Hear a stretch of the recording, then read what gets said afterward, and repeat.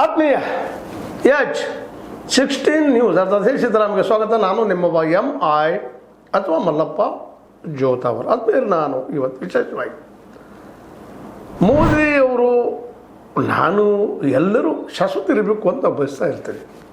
1000 ವರ್ಷ ಇದ್ದರೂ ನಾವು ಸಾವು ಬೇಡಪ್ಪ ಅಂತ ಹೇಳ್ತೀನಿ. ಸಾವು ಯಾರಿಗೆ ಬೇಡ ಆಗ್ಯದ? ಹೌದಲ್ಲ?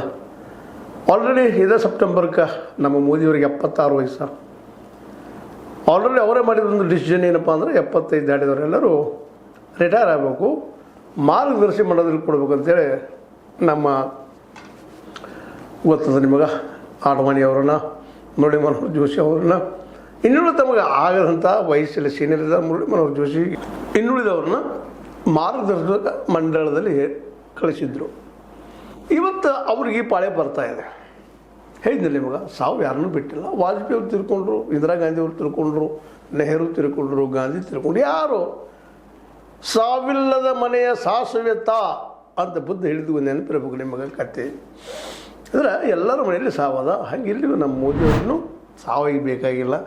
ಆದರೂ 76 ವರ್ಷ ಆದಮೇಲೆ ಅವರು ಯಾಕೆ ಹೋಗಬಾರ್ದು ಅನ್ನೋ ಸಂದರ್ಭದಲ್ಲಿ ಹಾಗೆ ಅವ್ರ ನಂತರ ಯಾರು who is the next of Modi ನಂತರ ಯಾರು ರೀ ಅಂದಾಗ ಸಹಜವಾಗಿ ಎಲ್ಲರೂ ಹೇಳ್ತಾರೆ ಮೋದಿಯವರ ನೆರಳಲ್ಲಿ ಹೆಜ್ಜಿರುತ್ತಿರುವಂತಹ ಶಾರವರು.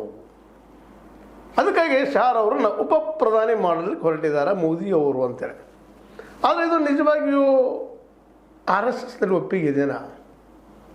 ಇನ್ನುಳಿದ ಸಂಘಟನೆಗಳಲ್ಲೇ ಅಂದರೆ ಸಂಘ ಪರಿವಾರಗಳಲ್ಲೇ ಇವ್ರ ಬಗ್ಗೆ ಒಪ್ಪಿಗೆ ಇದೆಯಾ ಅಂತೇಳಿ. ಒಪ್ಪಿಗೆ ಇಲ್ಲಿ ಪ್ರಶ್ನೆ ಇಲ್ಲ.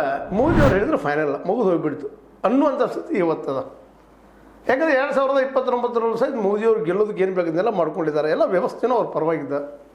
ಎಲೆಕ್ಷನ್ ಕಮಿಷನ್ ಅವ್ರ ಪರ ಅದ, ಸುಪ್ರೀಂ ಕೋರ್ಟ್ಗೆ ಹೋದ್ರು ಸಹಿತ ಏನೋ ಕೇಸಿದ್ರು ಅವರು.